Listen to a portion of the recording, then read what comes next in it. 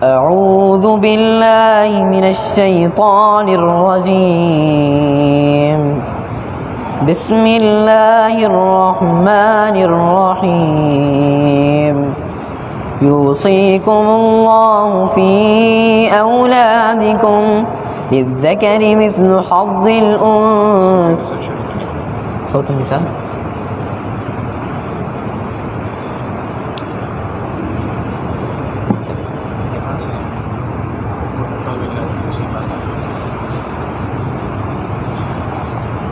يا أيها الناس اتقوا ربكم الذي خلقكم من نفس واحدة وخلق منها زوجها وبث منهما رجالا كثيرا ونساء واتقوا الله الذي تساءلون به والأرحام إن الله كان عليكم رقيبا. وآتوا اليتامى أموالهم ولا تتبدلوا الخبيث بالطيب ولا تأكلوا أموالهم إلى أموالكم إنه كان حوبا كبيرا.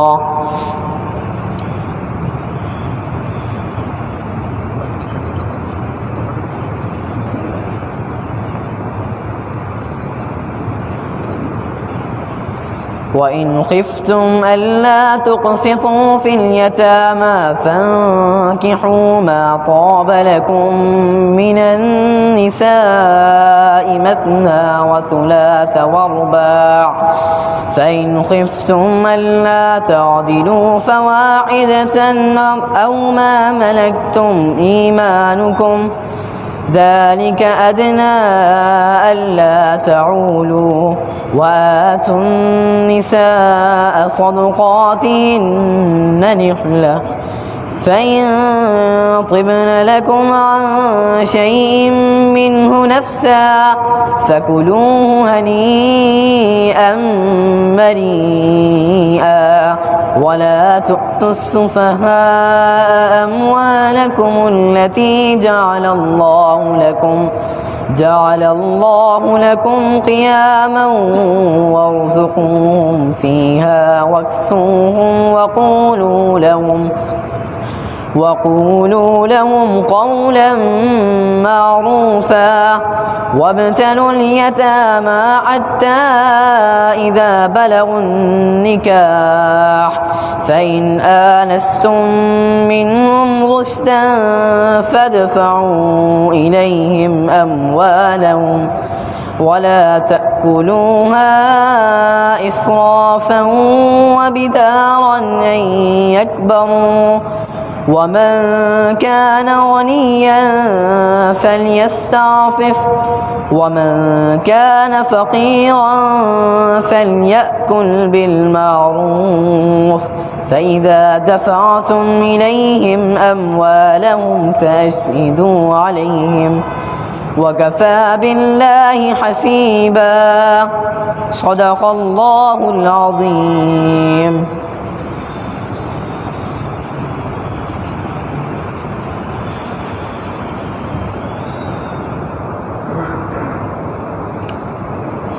الحمد لله وكفى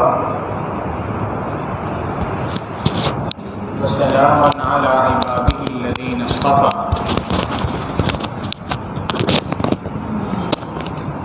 اما بعد، سورہ نساء قرآن کریم کی چوتھی صورت ہے۔ نساء عربی کے اندر عورتوں کو کہا جاتا ہے۔ ایک عورت ہو تو اس کے لیے امرأہ کا لفظ استعمال ہوتا ہے، اور کئی عورتیں ہوں تو ان کے لیے نساء کا لفظ استعمال ہوتا ہے۔ چونکہ اس صورت کے اندر عورتوں سے متعلق، خواتین سے متعلق بہت سارے مسائل اور احکامات کو ذکر کیا ہے، اسی بنیاد پر، اسی وجہ سے اس سورت کا نام سورہ نساء پڑ گیا۔ ہمارے بڑوں کا، بزرگوں کا یہ معمول رہا ہے کہ وہ اپنے گھر کی خواتین کو، بیٹیوں کو شادی سے پہلے اس سورت کا ترجمہ کم از کم ضرور پڑھوایا کرتے ہیں۔ لہٰذا اس سورت کی تعلیمات سے خود بھی مستفید ہونا چاہیے اور اپنے گھر کی خواتین کو بھی اس سورت کے معنی اور مفہوم کے سمجھنے کی جانب متوجہ کرنا چاہیے۔ اسلام کے آنے سے پہلے دنیا کے اندر عورت کو ایک بہت ہی بے وقع چیز سمجھا جاتا تھا اور اس کی کوئی خاص اہمیت نہیں تھی۔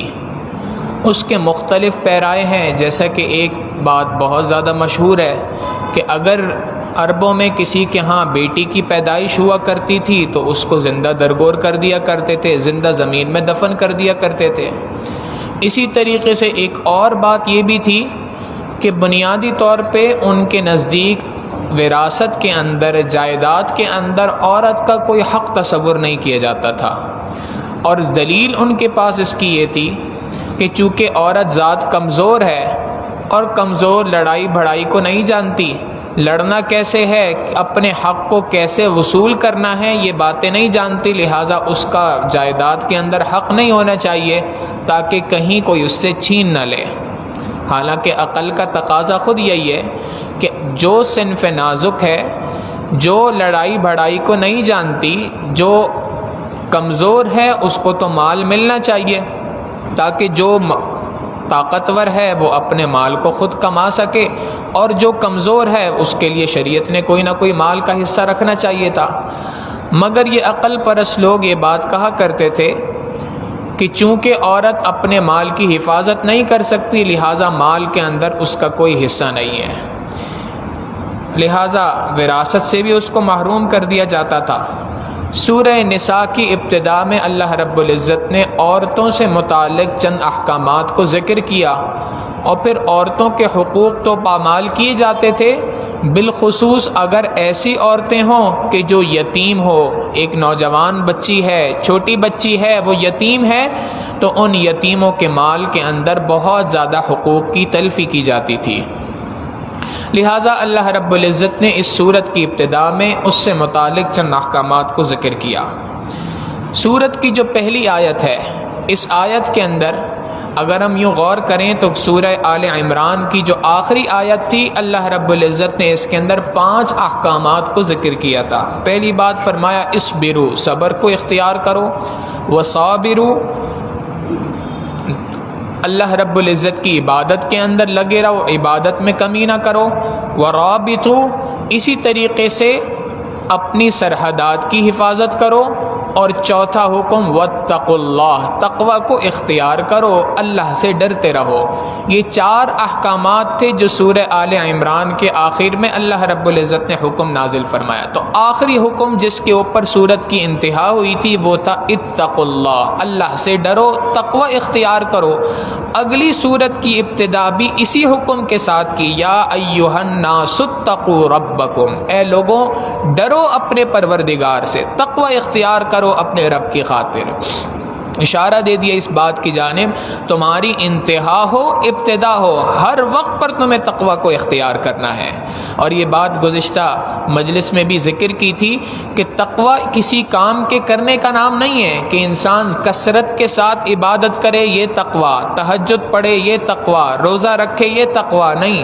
تقوی کسی کام کے کرنے کا نام نہیں ہے، بلکہ ایک مخصوص کام کے نہ کرنے کا نام ہے کہ انسان 100% اپنے آپ کو گناہوں سے بچا لے، گناہ نہ کرے، اسی چیز کا نام تقوی ہے۔ سورت کی ابتدا اللہ رب العزت فرماتے ہیں یا ایھا الناس، اے لوگوں اتقوا ربکم، ڈرو اپنے پروردگار سے، گناہوں سے بچو اپنے اس پروردگار کے لیے الذی خلقکم من نفس واحدہ، جس ذات نے تمہیں ایک جان سے پیدا فرمایا، وخلق منہا زوجہا، اور اس ایک جان سے اس کی بیوی کو پیدا فرمایا، وبث منہما رجالا کثیرا ونساء، اور اس ایک میاں بیوی کے جوڑے سے بہت سارے مردوں اور عورتوں کو دنیا کے اندر پھیلا دیا۔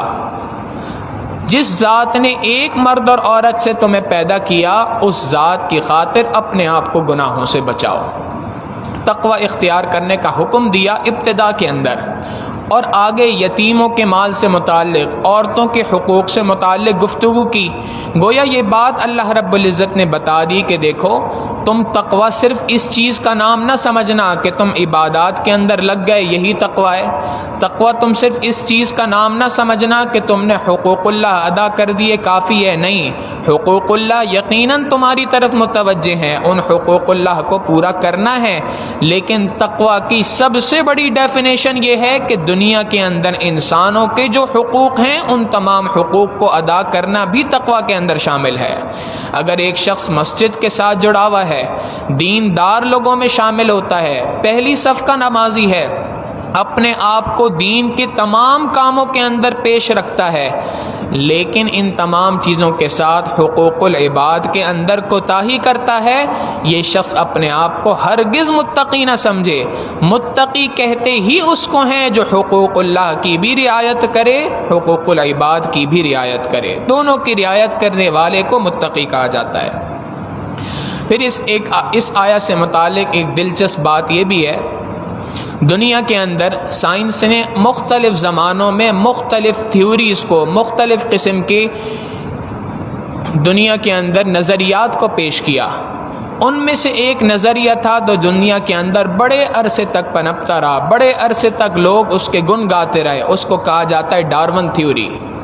یہ ڈارون تھیوری یہ بات کہتی تھی کہ انسان جو ہے یہ نظریہ ارتقاء، تھیوری آف ایوولوشن سے بنا ہے۔ یہ پہلے بنمانس تھا، چمپینزی تھا، بنمانس سے آہستہ آہستہ ارتقاء ہوتا گیا، تبدیلیاں آتی گئیں، پہلے اس کی دم غائب ہو گئی، پھر کچھ عرصے کے بعد اس کی ناک میں تبدیلی آ گئی، آنکھوں میں تبدیلی آ گئی، کانوں میں تبدیلی آ گئی، بال جھڑنا شروع ہوئے، یہاں تک کہ ایک دن آیا، ایک وقت آیا کہ کروڑوں سال کے گزرنے کے بعد یہ حضرت انسان بن گئے۔ تو یہ ایک ڈارون تھیوری تھی جس کے اوپر سائنس بڑے گن گایا کرتی تھی۔ مگر جیسے جیسے وقت گزرتا گیا سائنس میں ریسرچ آتی گئی، اور وہ ریسرچ کرتے کرتے ایک نیا چیپٹر سائنس کی دنیا کے اندر کھلا جس کو کہا جاتا ہے جینیٹک انجینئرنگ۔ اس جینیٹک انجینئرنگ کے اندر ایک بڑی ریولوشن آئی، ایک بڑی تبدیلی آئی، جس وقت پر دنیا کو ایک نئی چیز معلوم ہوئی جس کو کہا جاتا ہے ڈی این اے۔ اس ڈی این اے کو معلوم کر کے انہوں نے اس بات کو آئیڈینٹیفائی کیا، اس بات پر ریسرچ کی کہ یہ جو ڈارون تھیوری ہے یہ سراسر غلط ہے، بالکل 100% غلط چیز ہے، انسان چمپینزی سے نہیں بنا، بلکہ یہ تھیوری یہ بات بتاتی ہے کہ ریسرچ یہ بات کہتی ہے کہ انسان جو ہے وہ انسانوں ہی سے بنے ہیں، تمام کے تمام انسانوں کی بنیاد در حقیقت کوئی ایک انسان تھا۔ پھر جینیٹک انجینئرنگ نے اس پہ ریسرچ کی کہ وہ جو ایک انسان تھا وہ مرد تھا کہ عورت تھی جس سے سارے کے سارے انسان بنے ہیں۔ انہوں نے اس پر تحقیق کی اور تحقیق کر کے اس نتیجے پہ پہنچے کہ نہیں جناب، جو پہلے دنیا کے اندر آیا وہ مرد ہو سکتا ہے، عورت کبھی نہیں ہو سکتی۔ اس مرد سے کسی عورت کو بنایا گیا، اور اس کی بنیادی وجہ یہ ہے کہ انسان کے جسم کے اندر، مرد کے جسم میں کروموسومز ہوتے ہیں، ہم یوں کہہ سکتے ہیں جیسے چھوٹے چھوٹے سے پتلے پتلے سے دھاگے ہوتے ہیں، اسی طرح کی ایک چیز ہے، اس کو کروموسوم کہا جاتا ہے۔ تو مرد کے اندر کروموسوم ہوتے ہیں، ان کو سائنس نے نام دیا یہ ایکس اور وائی کروموسوم ہے جو مرد کے اندر ہوتے ہیں، اور عورت کے اندر کروموسومز ہوتے ہیں، ان کو کہا جاتا ہے وائی کروموسومز۔ اب اصول یہ ہے، سائنس یہ بات کہتی ہے کہ جب میاں بیوی کا میلاپ ہوتا ہے، اس میلاپ کے ذریعے سے جو پیدائش ہوتی ہے بچے کی، اگر وہ مرد کا کروموسوم ایکس عورت کے کروموسوم وائی سے مل جائے تو لڑکا پیدا ہوگا، اور اگر مرد کا کروموسوم وائی عورت کے کروموسوم وائی سے مل جائے تو اس صورت کے اندر لڑکی پیدا ہوگی۔ تو مرد کے ذریعے سے اس بات کی پہچان ہے کہ آگے، مرد کے ذریعے سے اس بات کا فیصلہ ہے اللہ رب العزت نے کیا ہے کہ آگے بیٹا ہونا ہے کہ بیٹی ہونی ہے۔ ایک بات درمیان میں یہ بھی ذہن میں رکھنی چاہیے، آج ہمارے معاشرے کے اندر یہ ہوتا ہے کہ اگر کسی گھر کے اندر بیٹیوں ہی کی پیدائش ہو رہی ہے تو عورت کو قصوروار ٹھہرایا جاتا ہے، حالانکہ سائنس بھی اس بات کو پروف کرتی ہے کہ اس میں عورت کا قصور نہیں ہے، اس میں تو مرد کا قصور ہے۔ اگر سزا دینی ہے تو مرد کو دینی چاہیے۔ بہرحال تو شریعت سائنس نے یہ بات کہی کہ نہیں جناب، پہلے ایک مرد پیدا ہوا، اس کے اندر ایکس اور وائی دونوں کروموسومز تھے، پھر اس سے عورت کو پیدا کیا گیا. اور یہ بات جو سائنس آج 1400 سال کے بعد ریسرچ کر کے پہنچی ہے، اللہ کا کلام 1400 سال پہلے ڈنکے کی چوٹ پہ یہ بات کہہ رہا ہے، اے لوگوں ڈرو اس پروردگار سے جس ذات نے تم سب کے سب کو پیدا کیا ایک مرد سے، ایک جان سے، اور اس سے اس کی بیوی کو پیدا کیا، یعنی حضرت آدم علیہ السلام، اور آدم علیہ السلام سے ان کی بیوی اما حوا کو پیدا کیا. وَبَثَّ مِنْهُمَا رِجَالًا كَثِيرًا وَنِسَاءً، اور ان کے ذریعے سے اللہ رب العزت نے بہت سارے مرد اور عورت کو دنیا کے اندر پھیلا دیا. آج دنیا کے اندر جتنے مرد اور عورت ہیں سارے کے سارے آدم علیہ السلام اما حوا کی اولاد میں سے ہیں. اب یہاں پر گفتگو پہلی مکمل ہوئی، آیت مکمل ہونے جا رہی تھی، اللہ نے پھر ذکر کیا وَاتَّقُوا اللَّهَ، اللہ سے ڈرو. سورت کی ابتدا کے اندر، آیت کی ابتدا میں بھی تقوی کا ذکر، آیت کی ابھی انتہا نہیں ہوئی، آیت کی انتہا ہونے والی ہے، ہونے سے پہلے پھر تقوی کا ذکر. اس کو ہم یوں سمجھ سکتے ہیں جیسے ایک شخص، کوئی بھی آدمی، کوئی بڑا آدمی کسی چھوٹے کو کوئی کام ذمہ لگائے تو ایک بار کہہ دیتا ہے، وہ بات ایک بار کہنا کافی ہوتا ہے. اور ایک طریقہ یہ ہے کہ اس بات کو 2 بار کہہ دے، 3 بار کہہ دے تو تاکید ہوتی ہے. لیکن اگر ایک ہی سانس میں 2 بار کہہ دے تو انسان حیران ہو جاتا ہے، اس کا مطلب ہے واقعی کوئی بڑی بات ہے. اللہ نے ایک ہی آیت کے اندر 2 بار تقوی کا ذکر کیا، اشارہ اس بات کی طرف ہے کہ میرے بندوں یہ تقوی تمہاری زندگی کا مقصد ہے، مقصد حیات ہے تمہارا، تم نے اس کے اندر ہرگز کوتاہی نہیں کرنی.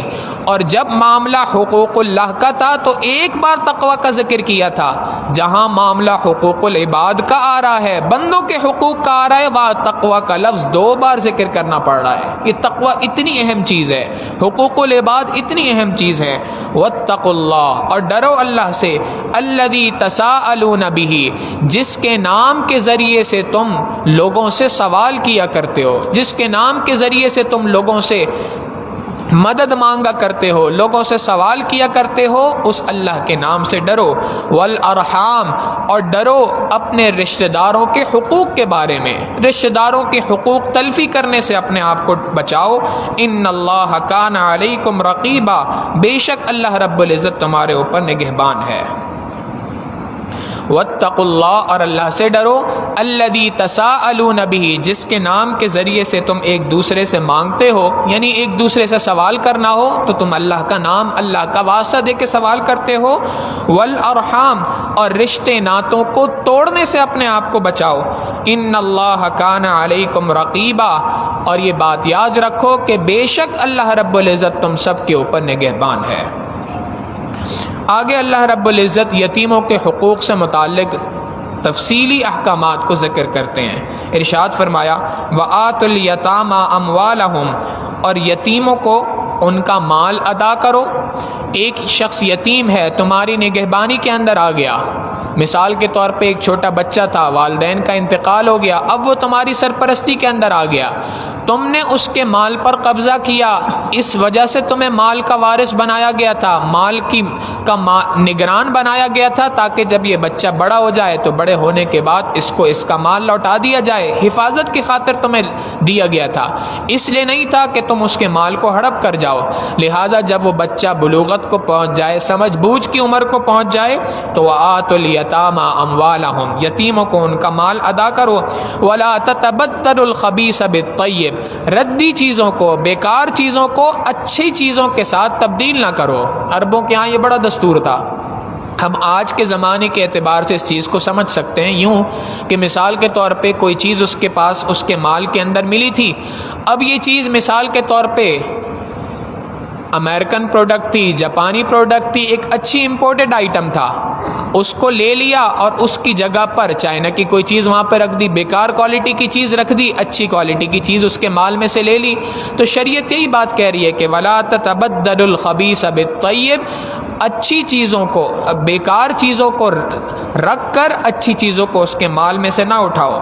یہ چیز تمہارے لیے جائز نہیں ہے، اس لیے کہ وہ سارا کا سارا مال اسی کا ہے.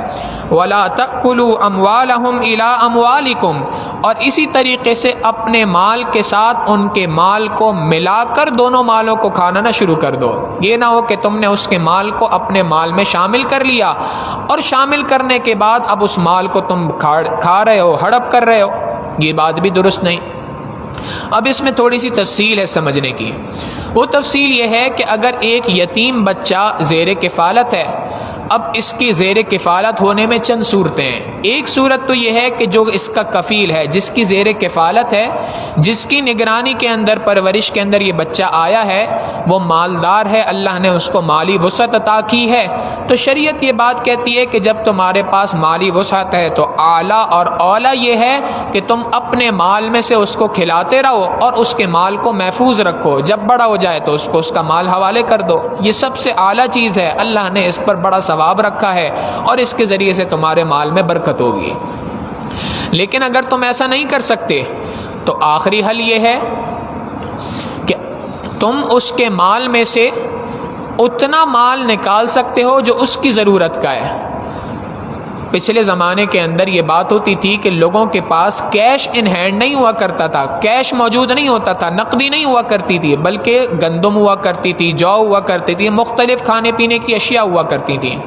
اب ایک طریقہ تو یہ ہے کہ جو یتیم بچہ ہے اس کی گندم الگ رکھی جائے، اپنی اولاد کی گندم الگ رکھی جائے، اس سے کہا جائے تمہاری روٹی اس سے بنی ہے، تمہاری روٹی اس سے بنی ہے. اب ظاہر ہے کہ ایک بڑا مشکل کام ہے. بچوں کو تو نہیں کہا جا سکتا تم نے اس کی روٹی نہیں کھانی، تم نے وہ والی روٹی نہیں کھانی. یہ ایک مشکل کام تھا. تو شریعت نے یہ بات کہی کہ سب سے اعلیٰ تو یہی ہے کہ تم سارا اپنے مال میں سے کھلاؤ اگر اللہ نے تمہیں مالی وسعت عطا کی ہے. سب سے اعلیٰ بات تو یہی ہے. لیکن اگر تم ایسا نہیں کر سکتے تو پھر حکم یہ ہے کہ تم اس کے مال کو اپنے مال میں شامل کر سکتے ہو. کتنا شامل کر سکتے ہو؟ دستور کے مطابق، عرف کے مطابق. جتنا ایک بچہ ایک وقت پہ کھانا کھاتا ہے اتنی گندم اس کے مال میں سے لے سکتے ہو. مثال کے طور پہ آپ سمجھتے ہیں کہ جی 1 کلو گندم اس بچے کی 1 دن کی خوراک ہے، مثال کے طور پہ، تو 1 کلو گندم اس کے مال میں سے اپنے مال میں ملائی جا سکتی ہے. آج کا زمانہ چونکہ اشیاء سے زیادہ نقدی کا زمانہ ہے تو ہم آج کے زمانے میں اس کو پیسوں سے کنورٹ کر کے دیکھ سکتے ہیں. مثال کے طور پہ یتیم کا مال بھی موجود ہے، اپنا مال بھی موجود ہے. اعلیٰ صورت تو یہی ہے کہ صرف اپنے مال میں سے خرچ کیا جائے. لیکن اگر تنگ دستی ہے، مالی اعتبار سے وسعت نہیں ہے، خرچ نہیں کر سکتا، شریعت نے اجازت دی کہ دیکھ لے ایک بچہ دن اور رات میں، ایک دن میں مثال کے طور پہ اس کے کھانے کا خرچہ 200 روپے، تو تم 200 روپے ایک دن کے اعتبار سے اس کے مال میں سے کاٹ سکتے ہو، اتنے لے سکتے ہو. اس پیسے کے کاٹنے کے لیے تو ہم نے عرف کو دیکھنا ہے، دستور کو دیکھنا ہے. ایسا نہ ہو کہ تم اپنی مرضی سے زیادہ کاٹ رہے ہو اور کم بھی نہ ہو. ایک مناسب چیز ہو جو عام طور پہ عرف کے اندر ہوتا ہے. تھوڑی بہت کمی بیشی ہوگی تو اللہ رب العزت اس کو معاف کر دیں گے. تیسری صورت ایک اور ہے جس کی تفصیل آگے آ رہی ہے، انشاءاللہ وہاں پر ذکر کرتے ہیں اس کو. اللہ رب العزت فرماتے ہیں وَلَا تَتَبَدَّلُوا الْخَبِيثَ بِالطَّيِّبِ، ردی مال کو، بیکار مال کو اچھے مال کے ذریعے سے تبدیل نہ کرو. وَلَا تَأْكُلُوا أَمْوَالَهُمْ إِلَىٰ أَمْوَالِكُمْ، ان کے مال کو اپنے مال کے ساتھ ملا کر کھانا نہ شروع کرو. إِنَّهُ كَانَ حُوبًا كَبِيرًا، یہ تو بہت بڑا گناہ ہے.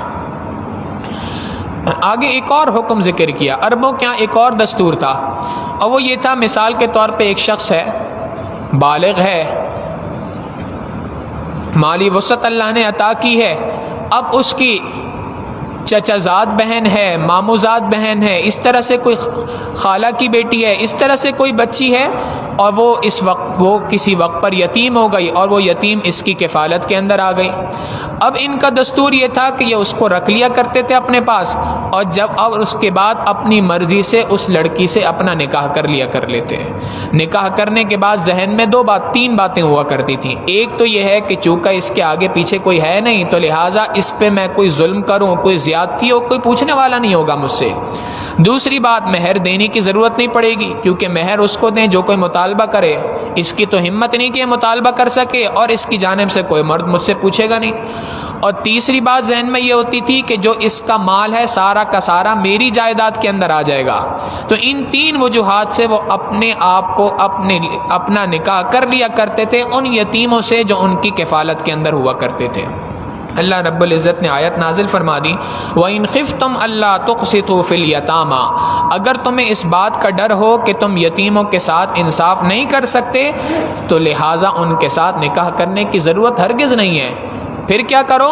بلکہ ان کو چھوڑ دو، ان کو چھوڑ کر جو دیگر عورتیں ہیں فَانْكِحُوا مَا طَابَ لَكُم مِّنَ النِّسَاءِ، دیگر عورتوں میں سے جو تمہیں پسند آئیں ان کے ساتھ نکاح کر لو. کتنے نکاح کر سکتے ہو؟ مثنا 2 وثلاثہ 3 ورباع 4. 2 نکاح بھی کر سکتے ہو، 3 بھی کر سکتے ہو، 4 بھی کر سکتے ہو. فَإِنْ خِفْتُمْ أَلَّا تَعْدِلُوا، اگر تمہیں اس بات کا ڈر ہو کہ تم ان کے درمیان انصاف نہیں کر سکتے فَوَاحِدَةً، تو ایک ہی نکاح ہے تمہارے لیے. شریعت نے اس آیت کے ذریعے سے کئی مسائل کو یہاں پر ذکر کر دیا. سب سے پہلا مسئلہ تو یہ ہے کہ اگر کوئی عورت ہے، کوئی یتیم ہے اور تمہیں اس بات کا ڈر ہو کہ تم اس کے ساتھ انصاف نہیں کر سکتے تو اس کے ساتھ ہرگز نکاح نہ کرو.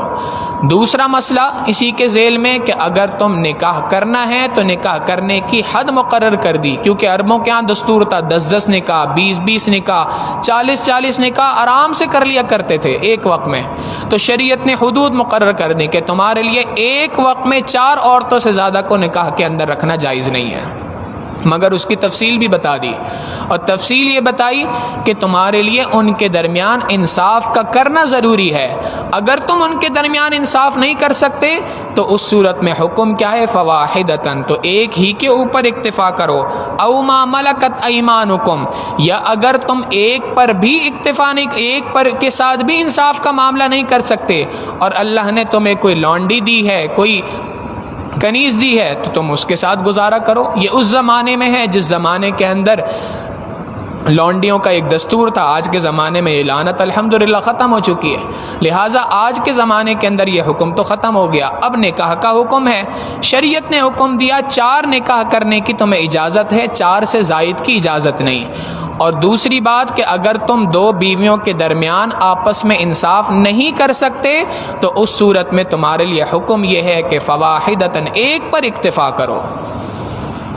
آج معاملہ یہ ہے کہ ہر کسی کو دنیا کے اندر ایک سے زائد نکاح کی مردوں کی خواہش ہے، اور وہ اس چیز کو قرآن کریم کی آیت سے بڑے دلائل کے ساتھ ثابت کرتے ہیں کہ جی ایک سے زائد نکاح کرنا یہ مرد کا حق ہے جو قرآن کریم کے اندر ہے، بالکل حق ہے. اس حق کا کوئی بھی انکار نہیں کر سکتا، اور نہ ہی ایک سے زائد نکاح کرنے والا قابل ملامت ہے دنیا کے اندر. یہ بات اچھی طرح ذہن میں رکھنی چاہیے. لیکن ایک بات یہ بھی ذہن نشین ہونی چاہیے، وہ یہ ہے کہ اللہ رب العزت نے مسائل کو عموم بلوہ کے اعتبار سے دنیا کے اندر رکھا. عام طور پہ لوگ کس چیز کے اندر مبتلا ہیں؟ عام طور پہ دنیا کے اندر مسائل کیا پیدا ہو رہے ہیں؟ اگر آنکھیں کھول کر دنیا کے اندر دیکھا جائے تو جتنی طلاق کی شرح آج بڑھ رہی ہے اس سے پہلے کبھی نہیں تھی. اگر پوچھا جائے، دیکھا جائے تو طلاق کی شروحات کیوں بڑھ رہی ہیں؟ بنیادی وجہ یہ ہے کہ مرد کو عورت کے حقوق نہیں پتہ، عورت کو مرد کے حقوق نہیں پتہ. جن کو حقوق کی ادائیگی کا ہی نہیں پتہ اور وہ دعوے دار ہوں کہ ہم نے 1 نہیں 4 نکاح کرنے ہیں، تو یہ تو بیوقوفی والی بات ہے. یاد رکھیے گا حضرت اقدس تھانوی رحمۃ اللہ علیہ مجدد ملت تھے. یہ اس بات پر امت کے علماء کا اتفاق ہے کہ گزشتہ 100 صدی کے اندر سب سے بڑے عالم دین دنیا کے اندر اگر کوئی آئے، حضرت مولانا اشرف علی تھانوی رحمۃ اللہ علیہ، جن کو مجدد ملت کا خطاب دیا. حضرت کا معمول تھا، حضرت نے اپنے 2 نکاح فرمائے تھے اور دونوں بیویوں کے درمیان برابری کی ایک عجیب مثال، ایک عجیب اسٹینڈرڈ قائم کر رکھا تھا. اس کی ایک چھوٹی سی مثال یہ تھی، ایک شخص حضرت کے پاس آیا تربوز لے کر، 2 تربوز تھے ہاتھ میں. حضرت میں آپ کے گھر کے لیے تربوز لے کے آیا ہوں. حضرت نے فرمایا تمہیں نہیں معلوم کیا کہ میری 2 بیویاں ہیں؟ حضرت 2 بیویاں اسی لیے تو 2 تربوز لے کے آیا ہوں، ایک تربوز ایک بیوی کے لیے، ایک تربوز دوسری بیوی کے لیے. فرمایا اگر ایک پھیکا نکلا ایک میٹھا نکلا تو کیا ہوگا؟ اب خاموش. حضرت نے دونوں کو درمیان سے آدھا کیا، اس کا آدھا اس کے ساتھ، اس کا آدھا اس کے ساتھ جوڑا. فرمایا یہ ایک کے گھر پہ دے دو، یہ ایک کے گھر پہ دے دو. فرمایا یہ ہے اصل انصاف. پھر یہ بات ارشاد فرمایا کرتے تھے کہ میں نے 2 شادیاں کر کر 2 نکاح کر کے اپنے آنے والے مریدین کے لیے، اپنے بعد آنے والے افراد کے لیے ایک اسٹینڈرڈ قائم کر دیا. اگر تم اس حد تک تعدیل کر سکتے ہو، عدل و انصاف کر سکتے ہو تو پھر بڑھو آگے. اور کرو ایک سے زائد نکاح، لیکن اگر تم اس سے زائد آگے نہیں بڑھ سکتے، اتنا عدل و انصاف نہیں کر سکتے، تو ایک ہی پر اکتفا کرو۔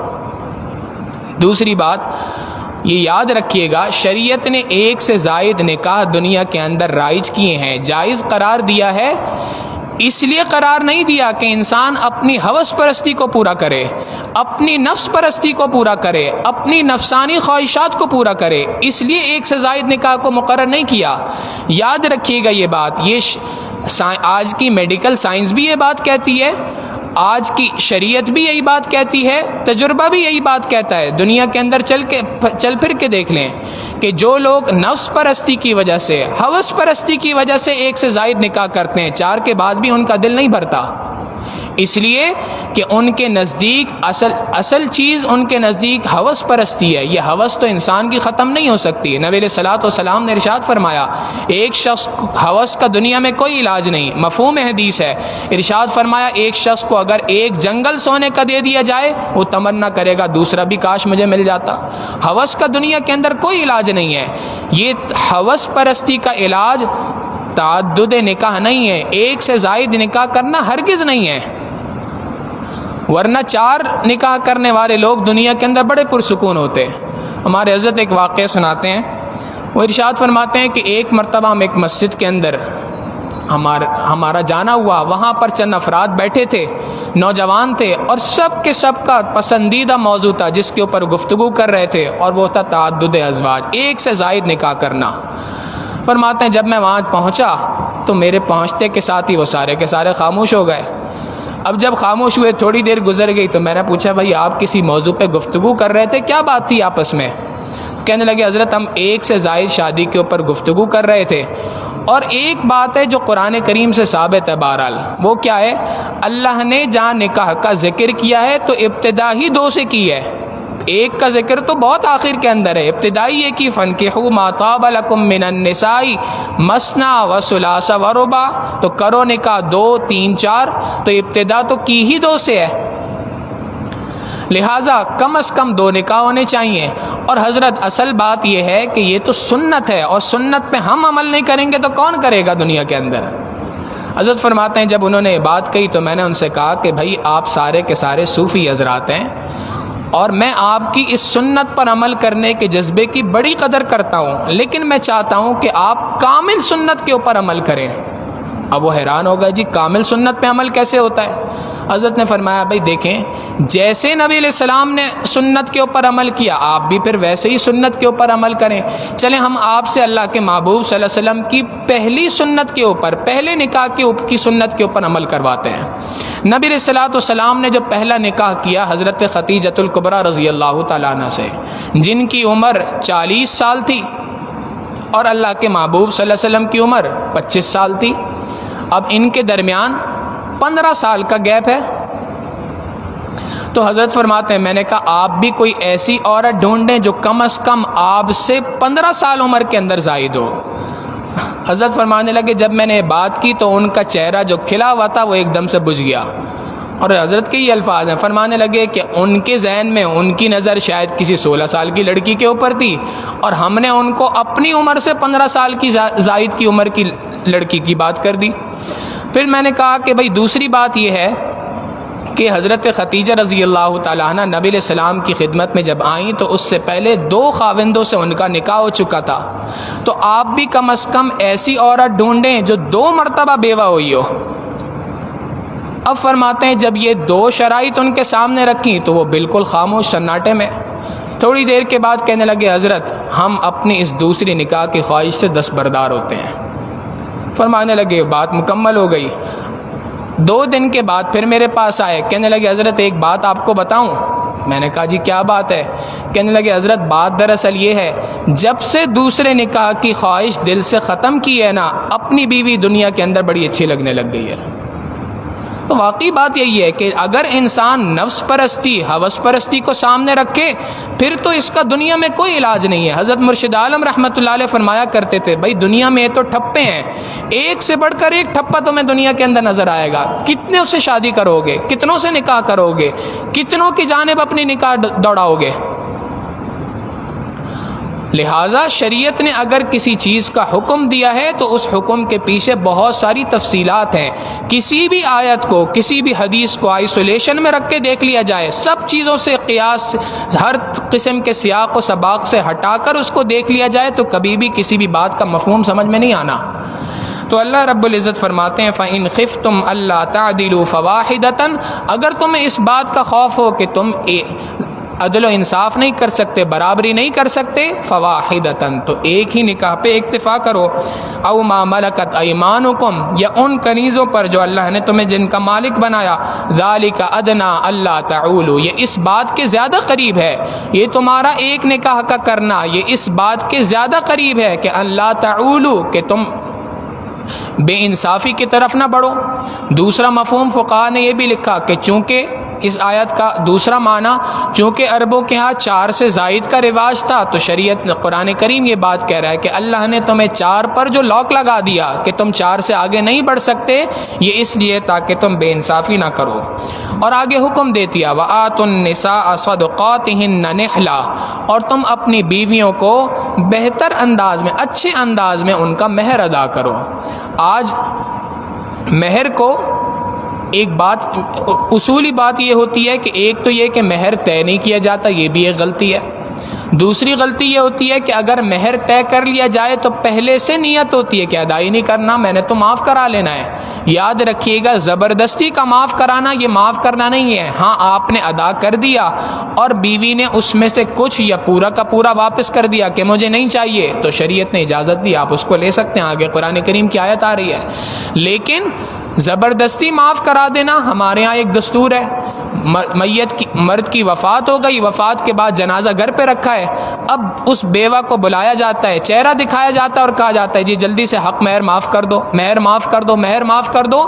یاد رکھیے گا اس طریقے سے وہاں پر وہ کہہ بھی دے ایک پریشر میں آ کے، تب بھی وہ مہر اس طریقے سے معاف نہیں ہوتا. یہ مہر ایک قرض ہے، اور قرض کے ساتھ موت آ جائے، حدیث مبارکہ کے الفاظ ہے کہ اگر شہید بھی انسان ہو جائے، اپنی جان کو اللہ کے راستے میں لٹا دے، تب بھی اگر قرض موجود ہے تو قرض کی ادائیگی نہ ہوئی ہو، جنت کے اندر داخلہ نہیں ہو سکتا اس بندے کا.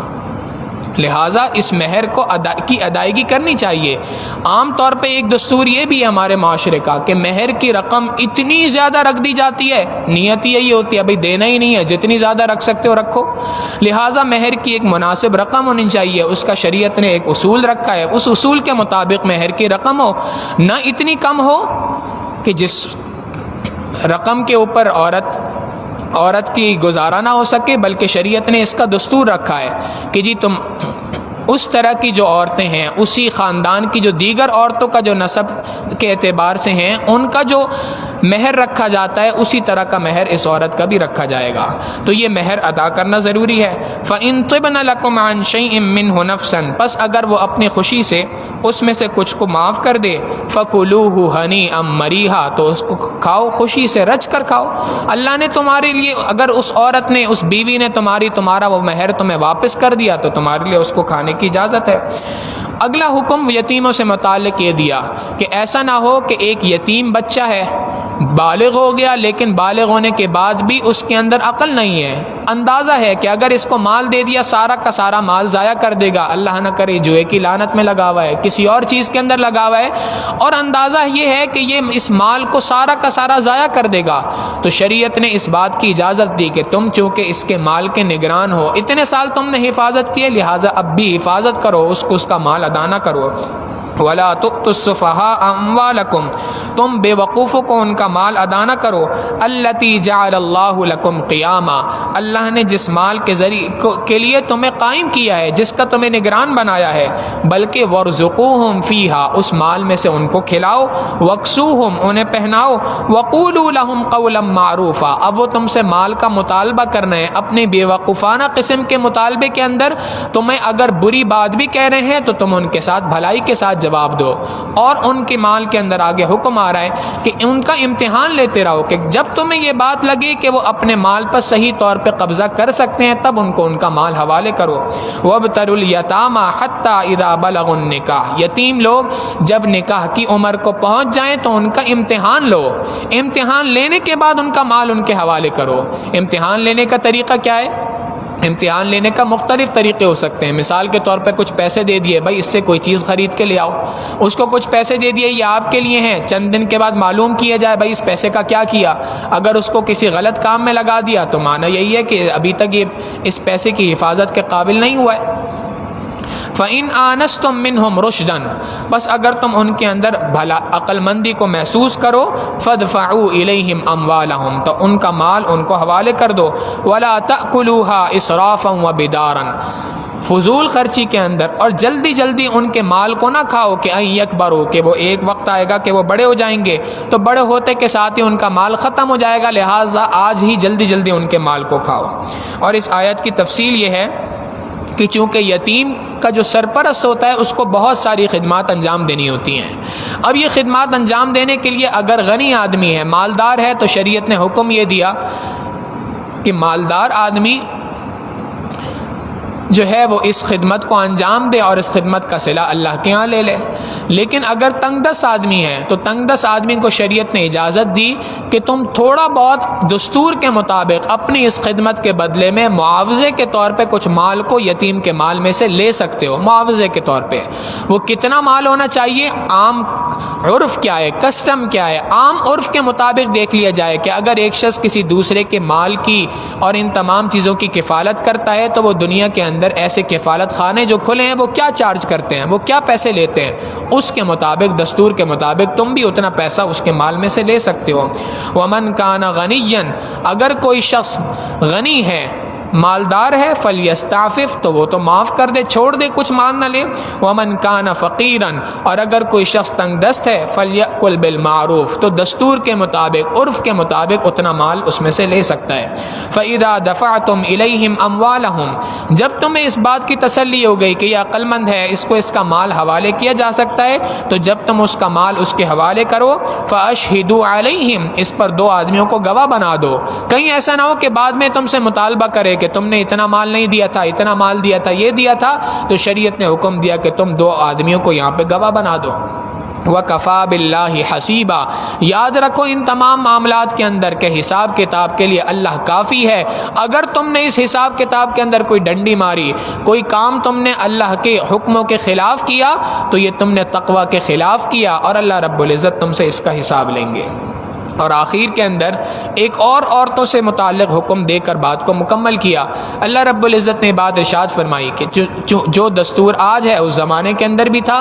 بہت سارے لوگ اس غلط فہمی کا شکار تھے کہ دنیا کے اندر وراثت جو ہوتی ہے وہ سارا کا سارا مردوں کا حق ہے، عورت کا کوئی حق نہیں ہے.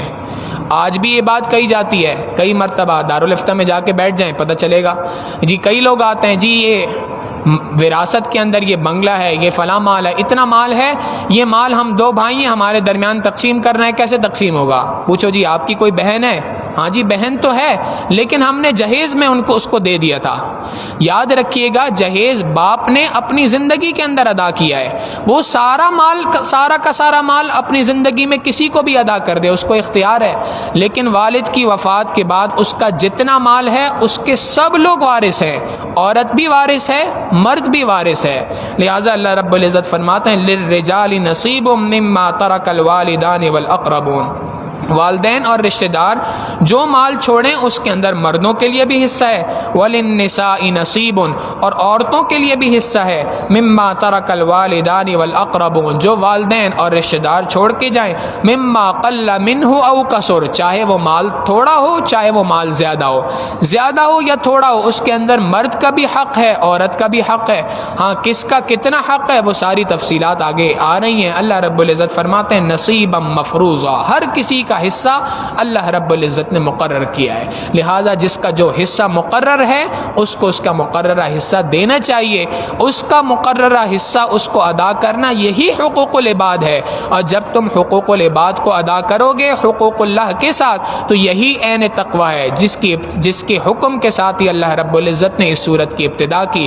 اللہ رب العزت ان باتوں پر ہمیں عمل پیرا رہنے کی توفیق عطا فرمائے، تقوی والی زندگی گزارنے کی توفیق عطا فرمائے. وآخر دعوانا ان الحمد للہ رب العالمین. سبحان ربی الوہاب. اللہم صلی علی سیدنا محمد وعلی آل سیدنا محمد وبارک وسلم. ربنا ظلمنا انفسنا وان لم تغفر لنا وترحمنا لنكونن من الخاسرین اللهم آت نفوسنا تقواها وزکها انت خیر من زکاها انت ولیها ومولاها انک علی کل شیء قدیر۔ ہماری اس مسجد کے مقتدر نمازی جناب سرفراز مغل صاحب شدید علیل ہیں، خاص طور پہ دعا فرمائے اللہ تعالیٰ انہیں اور دیگر تمام بیماروں کو شفائے کاملہ عاجلہ مستمرہ دائمہ نصیب فرمائے۔ وصلی اللہ تعالی علی حبیبہ سیدنا محمد و آلہ و اصحابہ اجمعین برحمتک یا ارحم الراحمین۔